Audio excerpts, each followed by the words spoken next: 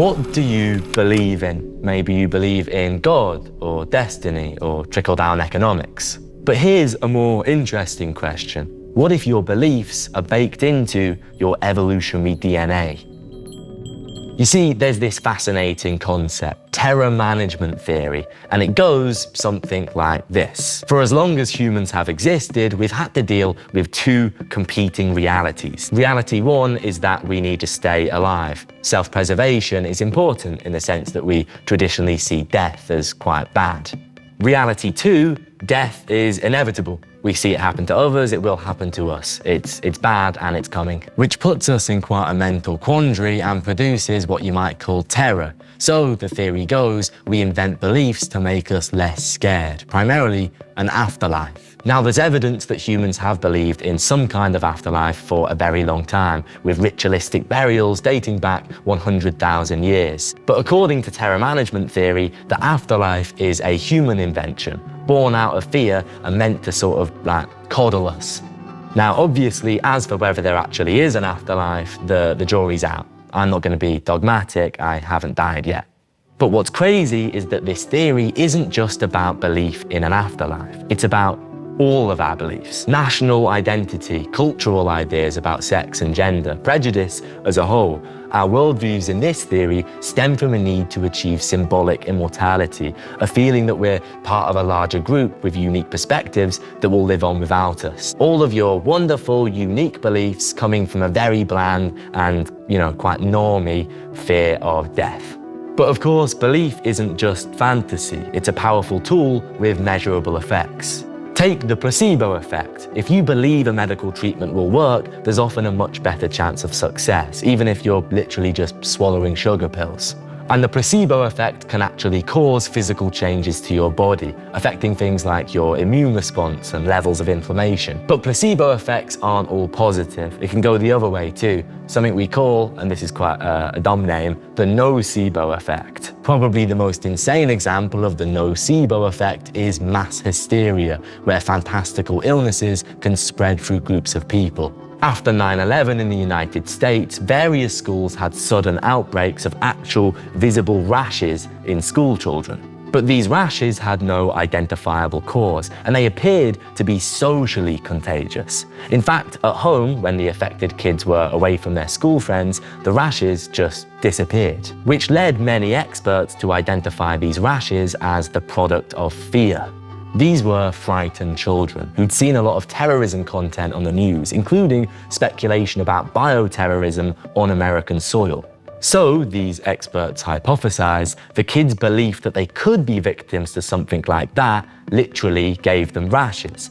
They essentially believed a skin condition into existence. And there's evidence that mass hysteria, too, has been around for a really long time. It's been implicated in the Salem witch trials, various possessions, and a particularly nuts historical legend called the Dancing Plague, where hundreds of Holy Roman peasants got caught up in a sort of infectious rave and literally danced themselves to death. Though I obviously can't speak to the veracity of that one. It's no surprise then that research shows the beliefs instilled in you during your childhood can shape your mental well-being. How positive and encouraging your caregivers are can massively affect what you believe about the world and yourself. And unpicking negative self-beliefs through therapy can reduce anxiety, self-doubt, and low self-worth. So maybe some of our beliefs originate from a weird bit of mental gymnastics, but they can, on occasion, act as sort of self-fulfilling prophecies, for better and for worse. And one of humanity's strangest and most pervasive beliefs might be a bit more scientific than you'd think. Fate, the universe's divine arrow, firing you along your life through joys and office jobs and sexually transmitted diseases. The word fate comes from the Latin fatum, literally that which has been spoken. The gods have apparently had a chat and they've decided that you will experience awful breakups and go on your phone all the time. Fate, in this sense, is the domain of the spiritual, but there's one hotly contested scientific theory that sounds awfully similar to fate. I'm talking about determinism, a philosophical belief that all events, including your decisions, are predetermined. That is, you don't have any free will. You're a puppet person. You're essentially Elmer In this slightly warped version of fate, there's no higher power pulling the strings. It's less personalized destiny, more just the goo in your monkey brain making you do stuff. A philosophical argument for determinism can go something like this. You didn't have much of a say regarding your own birth, so your genetics and initial environment were out of your control. And if we don't believe in a soul, everything from that point is simply the result of your genetics and environment. Now, if we imagine someone else was born in place of you, but with the same DNA and environment, they would do precisely the same things as you. They would, of course, be you. And by the same troubling logic, if you were born as Vlad the Impaler or Richard Nixon, you would do the same things that they did. Free will doesn't mean anything when anyone in your shoes would behave identically. Now, if you followed that waffle, let's get on to the actual science. One of the biggest proponents of determinism is neuroscientist Robert Sapolsky. Now, Sapolsky puts the burden of proof on the free willers. To him, we don't have any evidence of free will in the first place. Let's say we scanned your brain whilst you made a decision. For free will to exist, according to Sapolsky, we'd need to see neuronal activity that was totally unburdened by all the stuff you can't control, your hormonal levels, sensory environment, your cultural and familial background. But because the decision-making activity we see is warped by all of that other stuff, to Sapolsky, you weren't making a free choice. You're Kermit the Frog, all right, keep up. Sapolsky likes to use sea slugs as an example. When a sea slug retracts its gills due to shock, the same neurobiological processes take place as when you experience shock and change your behavior. The sea slug sees a predator and retracts its gill. You read something horrible on the news and eat less red meat for a week. But what's happening in your and the sea slug's brain is essentially identical, albeit on a different scale. Which is all to say, you probably wouldn't say sea slugs have free will. So why should we assume there's something special about us without any neurological evidence to the contrary? The feeling of free will then is an illusion, a sort of reverse-engineered belief that our minds put together after they've already decided what we're going to do. And much like feelings of spirituality or gut feelings or feeling good about what you messaged your ex at 3 a.m, just because you feel it doesn't mean it's true. Determinism then proposes a sort of fate. You will ultimately do what you were always going to do, end up where you were always going to end up. Now, I'd like to clarify that there is absolutely no consensus on this theory, and there are plenty of compelling arguments to the contrary. Ultimately, it's too complex a theory to distill into a brief online video. So yes, free will nerds in the comments, I know it's more nuanced than that, just save your essays. But I think it's notable and interesting that one of our oldest and wackiest beliefs, fate, has allies among certain neuroscientists. So okay, we might have been preconditioned to believe what we believe hundreds of thousands of years ago. We might not have any free will at all. So should we even bother trying to control our lives?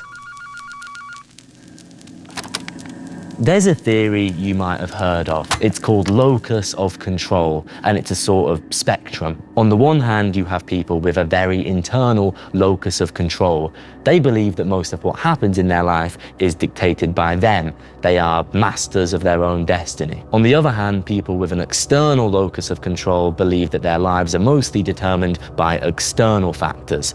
Other people, luck, the weather, suspicious children stacked on top of one another in trench coats, all colluding to decide how good or bad their day will be. And where we sit on this spectrum can radically affect our behavior. Studies have shown that people with a more internal locus of control demonstrate more social and altruistic behaviors. They're more likely to give blood, donate to charity, vote. Perhaps because they have more belief in their own agency, they feel they can make a difference. And there's even evidence that these people are more likely to resist social influence. A survey of German World War II survivors found that the people who were resisting Nazi orders and rescuing Jews were more likely to have an internal locus of control. But what's interesting about this theory is that it's not about how true your assessment of what you control actually is. It's about how it makes you feel. Studies have shown that people with a more internal locus of control are more motivated, have better social relationships, and lower levels of depression. So it might be a sort of self-fulfilling prophecy. Believing you're in control might lead to you actually taking control. Of course, where exactly your locus sits on this spectrum is shaped by many things, in particular your childhood, but it is ultimately a belief, and it can be a very helpful one. So you might ask me, how am I meant to believe in this sense of individual autonomy when you've also told me I might not have any free will at all?